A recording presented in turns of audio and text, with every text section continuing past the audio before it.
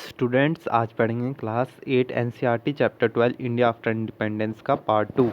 तो हमने पढ़ा था न्यू एंड डिवाइडेड नेशन, कैसे कि 8 मिलियन रिफ्यूजीज आए थे, रिफ्यूजी इंडिया में आए थे और फिर वो यहाँ पर जॉब ढूंढने लगे घर, और जो प्रिंसली स्टेट्स थे उनको नया शिफ्ट करने के लिए बोला गया। तो अब जो पॉलिटिकल सिस्टम था गवर्नमेंट का, उसको पॉपुलेशन की जो होप्स थी और एक्सपेक्टेशंस थी उनके ऊपर खड़ा उतरना था। ठीक है, तो उनकी जो भी इच्छा थी उनके ऊपर उन्हें काम करना था। ठीक है, और उनकी उम्मीदों पर खड़ा उतरना था। उसके बाद लगभग 333 करोड़ लोग डिवाइड हो गए थे हिंदू कास्ट के बेस पर, और हिंदू कम्युनिटीज़ अलग अलग फेथ्स के लोग थे, अलग अलग मतलब धर्म को मानते थे लोग, और अलग अलग लैंग्वेजेस बोली जाती थी, है ना। तो ये हमने पढ़ा था। और कैसे की प्रॉब्लम हुई थी यूनिटी की, और डेवलपमेंट में की प्रॉब्लम हुई, है ना। तो फार्मर्स डिपेंड रहते थे मानसून पर, और इससे ही नॉन फार्म सेक्टर भी डिपेंड रहता था। फिर हमने पढ़ा कॉन्स्टिट्यूशन लिखा गया, उसमें जो कॉन्स्टिट्यूएंट असेंबली की जो मीटिंग्स हुई शुरू शुरू में, तो उसमें कॉन्स्टिट्यूएंट असेंबली हुई जिसमें हमारा कॉन्स्टिट्यूशन कैसे प्लान होगा ये सब डिसाइड किया गया 26 जनवरी 1950 में। फिर हमारा लागू आता है, हमने पढ़ा था। तो फर्स्ट फीचर क्या था, universal franchise right to vote था। सेकंड फीचर क्या था, इक्वालिटी बिफोर लॉ, सभी क्या है लॉ की नज़र में इक्वल है।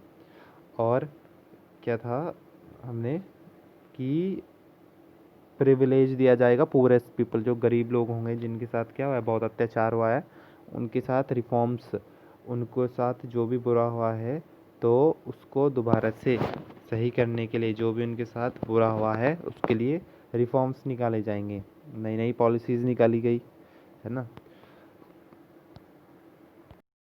तो अब हमें यहाँ से पढ़ना है, along with the former untouchable, the Adivasis और scheduled tribe were also granted reservation in seats and job. तो जो अछूत थे उनके साथ जो आदिवासी थे, ठीक है, जो जंगल में लोग रहा करते थे, और एसटी लोग थे, उन्हें भी क्या किए, जॉब उनके लिए भी सीट रिजर्व की गई जॉब्स के लिए। जैसे कि एससी हो गए, है ना, schedule caste, these Indians had to be deprived and discriminated against the tribal had been deprived. ठीक है, तो जो ये एससी थे इनके लोगों के साथ भी क्या क्या, पहले इनको दबाया गया, बहुत दुर्व्यवहार किया गया। और जो ट्राइबल्स लोग थे उनको हेल्थ फैसिलिटीज़ नहीं दी जाती थी, एजुकेशन नहीं प्राप्त कर सकते थे वो, while their land and forest had been taken. और जो इनकी लैंड्स और फॉरेस्ट थे, जो बाहर से पावरफुल आउटसाइडर्स आते थे वो उनकी ये सब ज़मीन ले लिया करते थे। The new privilege granted to them by the constitution were meant to make amendments for this। ठीक है, तो उन्हें नए नए अधिकार दिए गए ताकि उनके साथ जो बुरा हुआ, उनके साथ जो बुरा हुआ पिछले समय में उसका क्या हो सके, हर जाना भर सके। The constituent assembly spend many days. ठीक है, तो कॉन्स्टिट्यूएंट असेंबली ने बहुत सारे दिन स्पेंड किए कि कौन कौन सी पावर होनी चाहिए सेंट्रल गवर्नमेंट के पास और स्टेट गवर्नमेंट के पास। ठीक है, तो कुछ मेंबर्स थे, उन्होंने क्या सोचा कि सेंट्रल गवर्नमेंट क्या होनी चाहिए, इम्पॉर्टेंट है, बहुत इंपॉर्टेंट है हमारे लिए। तो सेंट्रल गवर्नमेंट क्या होती है, जैसे आपकी देश की गवर्नमेंट होगी, है ना, जैसे पूरी इंडिया की, और वहाँ पर प्राइम मिनिस्टर होता है। और स्टेट गवर्नमेंट होगी आपकी प्रोविंस की, स्टेट से प्रोविंस भी कहा जाता है स्टेट, जिसमें सीएम आते हैं, चीफ मिनिस्टर। और ओनली तो उनका क्या कहना था कि एक स्ट्रॉन्ग सेंटर, मतलब अगर एक स्ट्रॉन्ग बेस होगा, मतलब पूरे देश का एक स्ट्रॉन्ग सेंटर होगा, उससे क्या होगा, देश में अच्छे से काम हो सकेगा। ठीक है, would be in position and think to plan.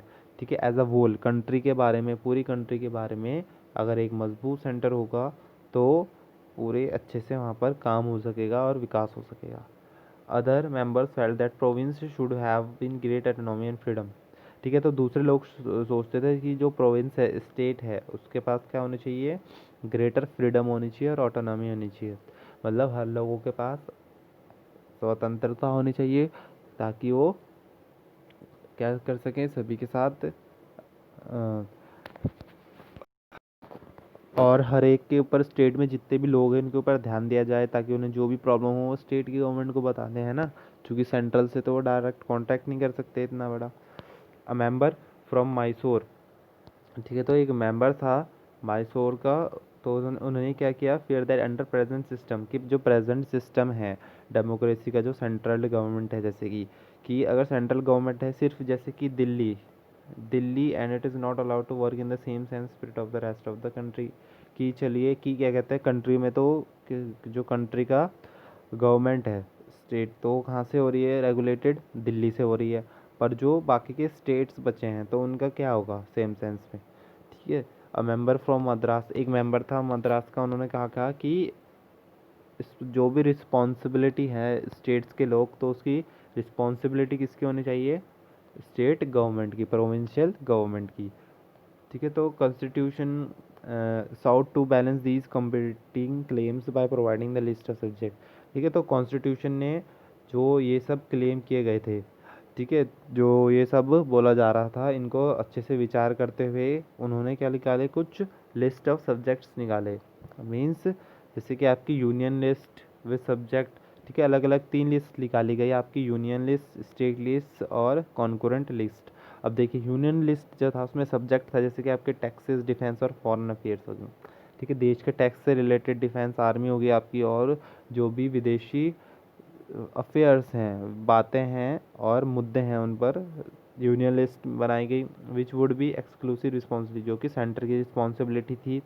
और स्टेट के सब्जेक्ट बनाए गए जिसमें कि एजुकेशन, हेल्थ था, जिसमें कि लोगों की care of principally states, principally जो भी लोगों की केयर की जाएगी, जो भी वहाँ पे दिक्कतें हैं। Concurrent list under which come subject. ठीक है, जो कॉन्करेंट लिस्ट थी, कॉन्करेंट लिस्ट क्या होता है, आपका मिक्स थी यूनियन लिस्ट और आपकी स्टेट लिस्ट। ठीक है, मतलब उसमें सेंटर भी आएगा, स्टेट गवर्नमेंट भी, आपस में मिलकर इसके ऊपर सुझाव निकालेंगे। तो उसमें फॉरेस्ट हो गया, एग्रीकल्चर हो गया।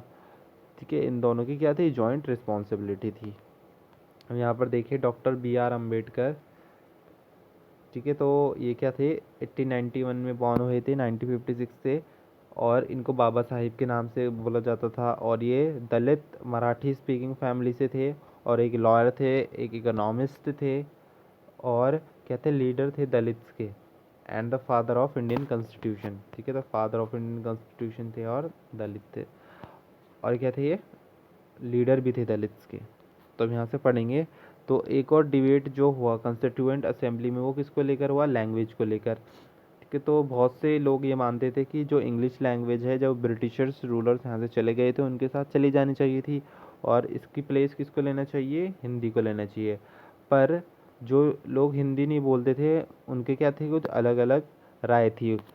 ठीक है, तो एक स्पीकर जो थे टीटी कृष्णाचारी, उन्होंने असेंबली में क्या कहा, वार्निंग, उन्होंने जो साउथ के लोग थे उनके बिहाफ पे, अपने लोगों के बिहाफ पे क्या दी, वार्निंग दी, बोला कि some of whom threaten to separate from India if Hindi, और उनमें से कुछ लोग ने क्या कहा कि अगर ऐसा ही होगा कि जो लोग हिंदी नहीं बोल पा रहे जैसे कि साउथ के लोग हैं, तो डिवीजन हो सकता है, मतलब डिवीजन, ठीक है, बंटवारा भी हो सकता है। ठीक है, तो ऐसा बोला गया। अ कॉम्प्रोमाइज़ वॉज फाइनली, ठीक है, तो फाइनली कॉम्प्रोमाइज़ किया गया, नेमली दैट, ठीक है, तो क्या बोला गया कि हिंदी को क्या कहा जाएगा, ऑफिशियल लैंग्वेज ऑफ इंडिया बोला जाएगा। India would be use in the courts, English, English को कोर्ट्स में यूज़ किया जाएगा। The service and communication between two states and another, ठीक है, तो कोर्ट्स में, सर्विसेज में, और एक देश से दूसरे देश में बात करने के लिए इंग्लिश का यूज़ किया जाएगा। तो बहुत से इंडियंस थे जिन्होंने जो कॉन्स्टिट्यूशन था उसकी मदद में बनने में हेल्प की थी। पर जो मोस्ट इम्पॉर्टेंट रूलर थे वो कौन थे, डॉक्टर B.R. अम्बेडकर, जो कि चेयरमैन थे ड्राफ्टिंग कमेटी के, और उनकी ही रेख देख में जो डॉक्यूमेंट्स थे सभी फाइनल किए गए। मतलब उसमें क्या क्या होना था, फाइनली उन्होंने उनकी रेख देख में वो किए गए जो भी फाइनल होने थे। In final speech to the constituent assembly doctor political democracy had to be accommodated by economic and social democracy. ठीक है, तो डॉक्टर B.R. अम्बेडकर ने अपनी फाइनल स्पीच में क्या कहा था कि जो पॉलिटिकल डेमोक्रेसी है, पॉलिटिकल डेमोक्रेसी मतलब राइट टू वोट, सभी को वोट देने का अधिकार है ना। तो इसमें तो लोग सिर्फ वोट देने के अधिकार पर सेम है, पर उन्होंने कहा कि जो इकोनॉमिक और सोशल डेमोक्रेसी है, इसके जो भेदभाव है, और जो इकोनॉमिकली मतलब थोड़ा सोशल जो उनका स्टेटस है, ठीक है, इन टर्म्स ऑफ इकोनॉमिक, ठीक है, तो वो भी क्या हो, थोड़ा सो बराबर हो। accompanied giving the right to vote would not automatically lead to the removal of inequalities।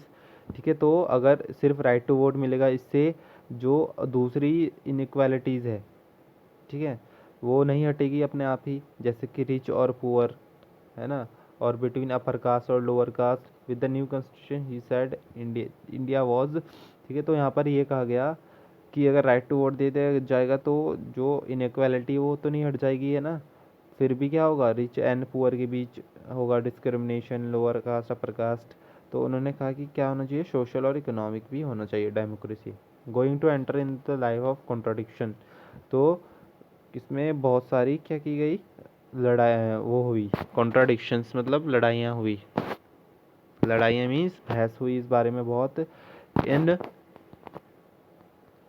In politics we will have equality and in social economic life we will have inequalities. ठीक है, कि हमारी पॉलिटिक्स में तो equal होंगी, मतलब जब vote देंगे तब तो सब इक्वल माने जाएंगे, पर उसका क्या, जो सोशल और इकोनॉमिकली है ना, जो रिच एंड पुअर का ये जो डिफरेंस है और लोअर कास्ट में जो इनइक्वालिटी है, ये कैसे होगी पूरी। In politics we will be recognizing the principle of one man who one value one vote.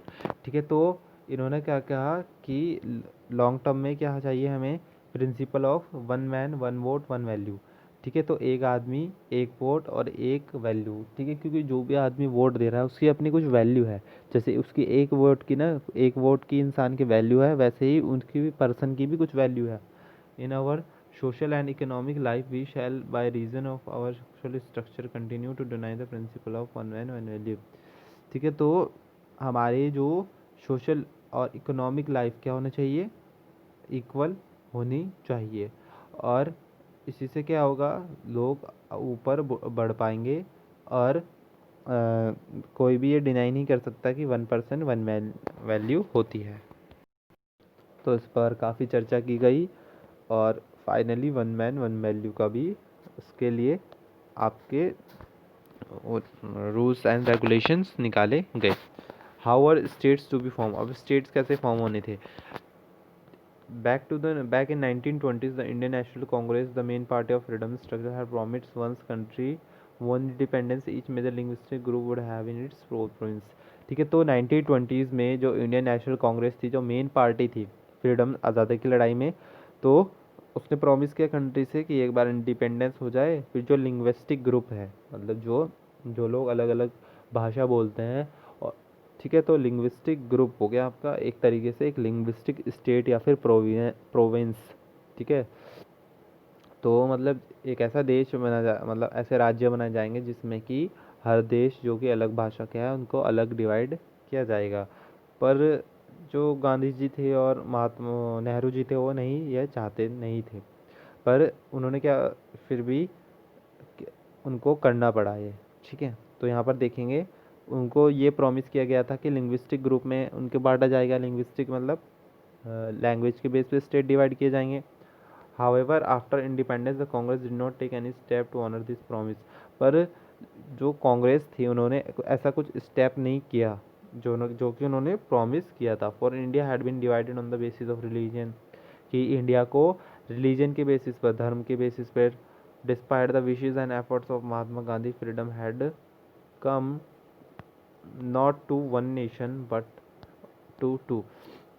ठीक है, पर इंडिया को फाइनली क्या होना पड़ा, डिवाइड होना पड़ा, पर जो गांधी जी थे वो नहीं चाहते थे। तो गांधी की जो इच्छा थी और उनका जो स्ट्रगल था, एफर्ट्स थे उन्होंने जो, तो वो उनका क्या एफर्ट था कि एक ही नेशन बने, पर ये क्या हुआ, फिर भी ये डिवाइड हो गए।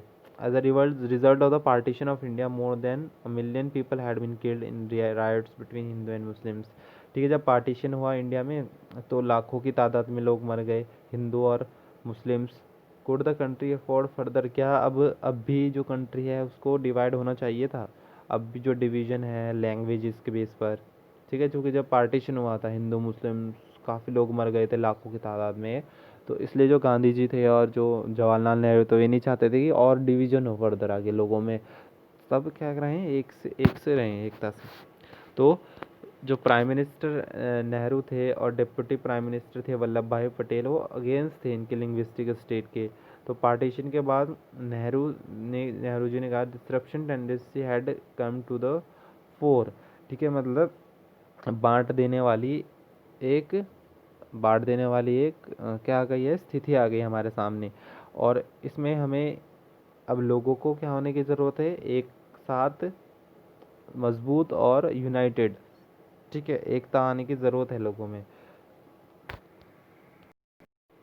The first and last need of India at the present moment is that it should made a nation, ठीक है। तो उन्होंने क्या की, फर्स्ट कंडीशन है अभी के, जो मेन कंडीशन होनी चाहिए इंडिया की, वो क्या होनी चाहिए इस मूवमेंट पर, कि हमें जो है एक स्वतंत्र राष्ट्र बनाना, मेड अ नेशन, एक हमें अपना एक नेशन बनाना है।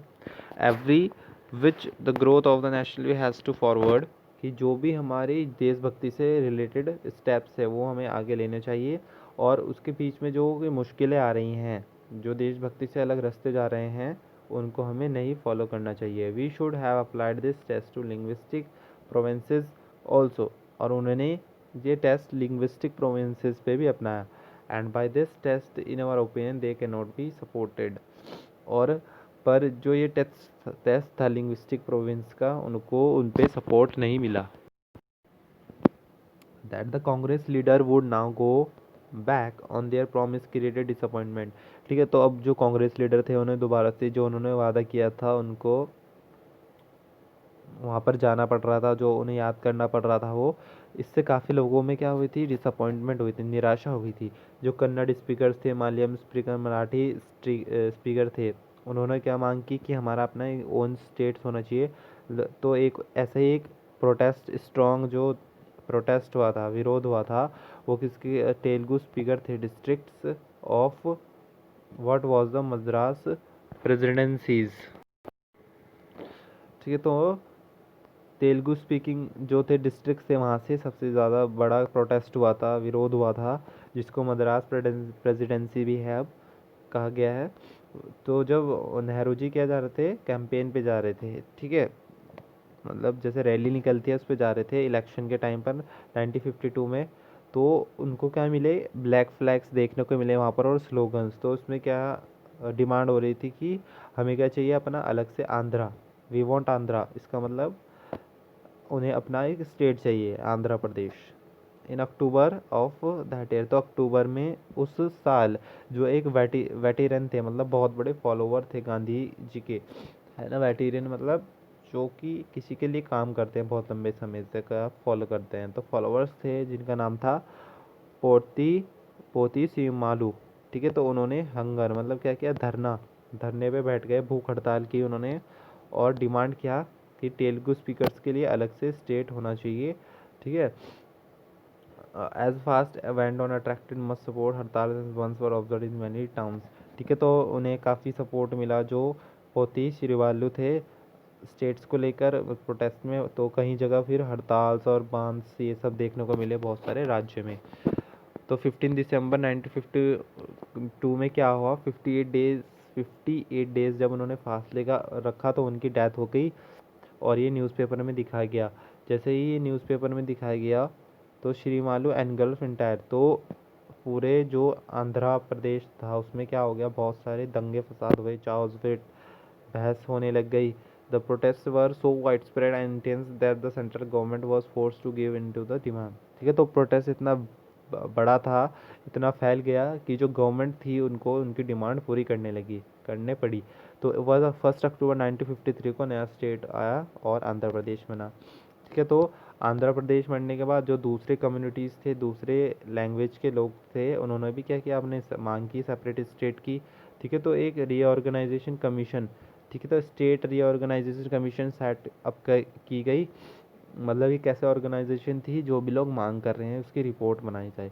तो इन्होंने अपनी रिपोर्ट सबमिट की 1956 में, recommending the redrawing of district of provincial border to form compact Assamese, ठीक है। तो जो ये दूसरे प्रोविंस के स्टेट्स के लोग थे, जैसे Assamese, Bengali, Odia, Malaya, Kannada and Telugu speaking respectively, ठीक है। तो इन्होंने मांग की अपने अलग स्टेट्स के लिए। The large Hindi speaking religion of north India was broken up in several states, ठीक है। तो हिंदी स्पीकिंग रीजन जो था आपका नॉर्थ इंडिया, ठीक है, तो ये टूट गया, मतलब बट गया बहुत से स्टेट्स में, ठीक है, मतलब पहले एक था अब और बढ़ गया, ठीक है, जो हिंदी स्पीकिंग था। A little later in 1960 the Bengali states of Bengal was divided into separate states for Marathi and Gujarati speakers, ठीक है। तो द बिलिंगुअल स्टेट्स, ठीक है, जो बॉम्बे था वो भी डिवाइड हो गया था अब किस में, दो स्टेट्स में, आपका मराठी गुजराती स्पीकर्स में, ठीक है। तो इन 1966 the state of Punjab was also, ठीक है, तो पंजाब भी डिवाइडेड हो गया 1966 में, हरियाणा, पंजाब एंड हरियाणा में, ठीक है। तो पंजाब स्पीकर्स थे जो कि ज़्यादातर सिक्स थे, the latter for the rest who spoke not Punjabi but the version of Haryanvi और हिंदी। तो बाद में क्या हुआ, जो पंजाबी डिवाइड हो गए थे आधे हरियाणा में, तो कैसी लैंग्वेज बोलते थे, दो वर्जन आपकी, हरियाणवी और हिंदी, ठीक है, जो पंजाब तो वहाँ पे चले गए थे आधे। तो मेकिंग ऑफ लिंग्विस्टिक स्टेट, ठीक है, तो देखिए कैसे लिंग्विस्टिक स्टेट बने। तो यहाँ पर जो पिंक कलर से है आपको दिखाया गया है प्रिंसली स्टेट्स, मतलब जो कि रजवाड़ों के देश थे, है ना, जो कि बनाए गए लिंग्विस्टिक बेसिस पर। और ये बाकी जो आपका ब्रिटिश इंडिया का स्टेट्स है, मतलब ब्रिटिश राज्य जो आपका येलो कलर से है।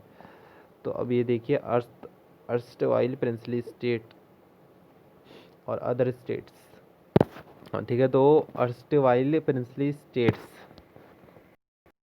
तो यहाँ पर देखिए जो प्रिंसली स्टेट्स थे ये थे 14 अगस्त 1947 से पहले जो देश थे रजवाड़ों के, है ना। तो ये दिखाया गया है फिगर 5A में, और इसमें दिखाया गया है 1956 से पहले कितने देश बचे, अब देखिए पिंक कलर्स में थोड़े कम हो गए। और इंडिया स्टेट्स इन 1975, अब देखिए 1975 में जो स्टेट्स थे, है ना, तो कम्प्लीटली ये मर्ज हो चुके थे, एक दूसरे के साथ मिल चुके थे, है ना, पहले अलग अलग थे पर फाइनली क्या हुआ, ये एक ही हो गए। अब देखिए क्या क्या क्या, the bridge on the Mahanadi river, ठीक है, तो महानदी रिवर पर क्या बनाया गया, ब्रिज बनाया गया, और ताकि कंट्रोल और फ्लो हो सके, वाटर का कंट्रोल किया जा सके। Bridges and dams became symbol, ठीक है, तो ब्रिजेज और डैम्स ये किसका सिंबल थे, डेवलपमेंट का इंडिया में, ठीक है। State concern with the government note that use in the sense of the word does not refer to the different state are found in the country. तो state को यहाँ पर किससे डिनोट किया गया है, गवर्नमेंट से, ठीक है।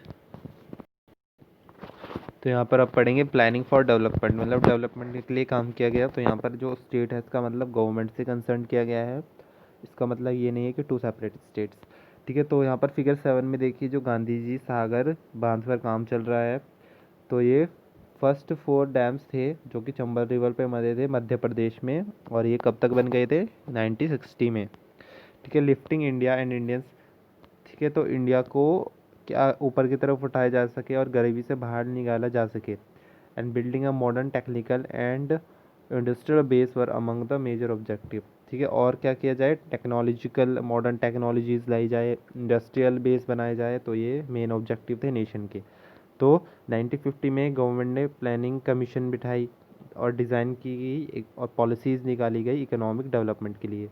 देयर वर ब्रॉड अग्रीमेंट, ठीक है, तो बहुत बड़े बड़े अग्रीमेंट हुए कि, और जिसको क्या कहा गया, मिक्स इकोनॉमी मॉडल कहा गया। Here both the states and the private sector would play important and complementary roles in the increasing production generating job. तो मिक्स मॉडल क्यों कहा गया, मिक्स इकोनॉमी, क्योंकि इसमें बोथ, जो कि स्टेट थी, गवर्नमेंट थी और प्राइवेट सेक्टर था, दोनों ने मिलकर क्या किया गया, एक साथ काम किया, और क्या कि प्रोडक्शन इंक्रीज किया और जनरेटिंग जॉब्स ने भी निकाली।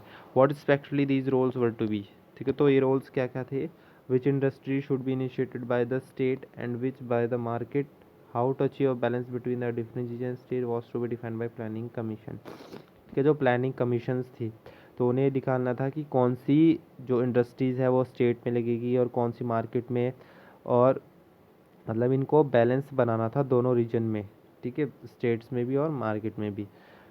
तो इसके लिए कमीशंस ने काफ़ी प्लानिंग की गई। इन 1956 में क्या हुआ, सेकंड 5 ईयर प्लान हुआ जिसमें कि फोकस किया गया डेवलपमेंट की जो इंडस्ट्रीज़ है, और जैसे कि स्टील्स हो गई, ठीक है, स्टील इंडस्ट्रीज़ हो गई, and on the buildings of large dams, ठीक है, और बड़े बड़े जो डैम्स हैं उनको बनाया जाए, इस पर फोकस किया गया। These sectors would be under the control of the state, और ये जो सेक्टर है किसके कंट्रोल में होगा, स्टेट गवर्नमेंट के। The focus on the heavy industries and the effort of at state regulation of the economic was to guide economic policy for the next few decades. ठीक है, तो जो ये सेक्टर्स थे स्टेट्स के गवर्नमेंट के अंदर, स्टेट गवर्नमेंट थे, और इसमें जो इंडस्ट्रीज़ का काम हो गया बनाने में, तो इसमें इस पे ही फोकस किया गया स्टेट में, इकोनॉमी में। और कुछ साल तक जो ये पॉलिसी निकाली गई इनके बेसिस पर काम होना था। This approach had many strong supporters. ठीक है, जो ये अप्रोच हुई थी, मांग हुई थी, इसमें बहुत से मजबूत स्ट्रॉन्ग बड़े बड़े सपोर्टर्स थे, but also some vocal critics, और कुछ इनका विरोध भी कर रहे थे। तो नेहरू जी का 5 ईयर प्लान था, ठीक है, तो बहुत ग्रेटर सपोर्टर रहे इस प्रोसेस के, जो 5 ईयर्स प्लान था। ठीक है, ideal process planning A series of letters he wrote. तो उन्होंने चीफ मिनिस्टर्स को लेटर लिखे और डिफरेंट स्टेट्स को। तो इन ए लेटर जो उन्होंने 22 को दिसंबर को लिखा था 1952 में, उसने कहा था कि 5 ईयर प्लान क्या है, कंसेप्शन ऑफ इंडिया। इससे लोग क्या होगी, लोगों में एकता आएगी। जो ये काम होगा 5 ईयर्स प्लान, कोऑपरेटिव होंगे सब, और लोगों की क्या होगी, efforts of all the peoples of India. ठीक है, सब मिलजुल के काम करेंगे, एफर्ट्स लगाएंगे। We have to remember always that it is merely the governmental machinery that counts in all this, but even more this enthusiasm cooperation of the people. तो इसमें ये बताया गया कि क्या होगा, कोऑपरेशन होगा पीपल का, लोग एक साथ काम करेंगे। ठीक है, और उनमें कैसी भावना आएगी, पार्टनरशिप की भावना आएगी, और हम बड़ी बड़ी एंटरप्राइजेज बना सकेंगे, और जो फॉलोवर्स हैं हमारे, वो दूसरे गोल्स को भी अचीव करने में क्या होंगे, मदद करेंगे। द प्लान में भी also have to based on calculation of economics.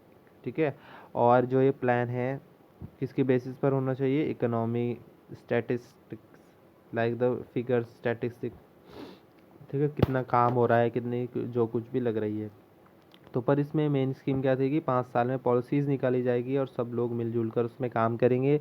लोगों में इक्वालिटी की भावना आएगी, कोऑपरेशन की भावना आएगी, और इसमें इंडस्ट्रियल मशीनरी ये सब का भी डेवलपमेंट होगा।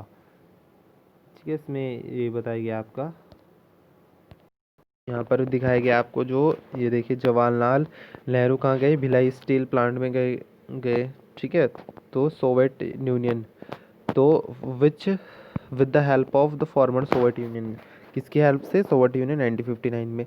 तो ये कहाँ पर गए, लोकल रूलर, मतलब पिछड़े जो आपके गांव हो गए, और जो कि छत्तीसगढ़ के इलाके में थे, तो इसको क्या दिया गया है वहाँ पर, important signed of development modern India में इसका देखा गया आफ्टर इंडिपेंडेंस। ठीक है, तो पिछड़े देशों में क्या बनाई गई, जो आपकी डैम्स हो गई, ठीक है, तो और इंडस्ट्रीज़ हो गई, उससे क्या हुआ, आपका प्लांट हो गए जैसे, है ना। तो मतलब इसको ऐसे देखा गया कि जो पिछड़े देश है अगर उसमें ये बनाए जाएगा तो वहाँ पे साइन ऑफ डेवलपमेंट होगा, मॉडर्न इंडिया का साइन होगा ये। तो उसमें से कुछ लोग क्या सोचने लगे कि इससे क्या पड़ेगा, एग्रीकल्चर पे काफ़ी इम्पैक्ट पड़ेगा, और दूसरे लोग ये कहने लगेंगे कि इससे क्या होगा, प्राइमरी एजुकेशन नहीं मिल पाएगी लोगों को, और दूसरे लोग ये क्या सोचने लगे, it had not been taken account of the environment, और इसका जो इकोनॉमिक पॉलिसीज़ निकाली है इसके इन्वायरमेंट में बहुत गलत असर पड़ेगा। तो एक महात्मा गांधी की फॉलोवर थी मीरा बहन, उन्होंने लिखा कि in 1949 by science and machinery humankind may get huge return for a time but ultimately will come dissolution.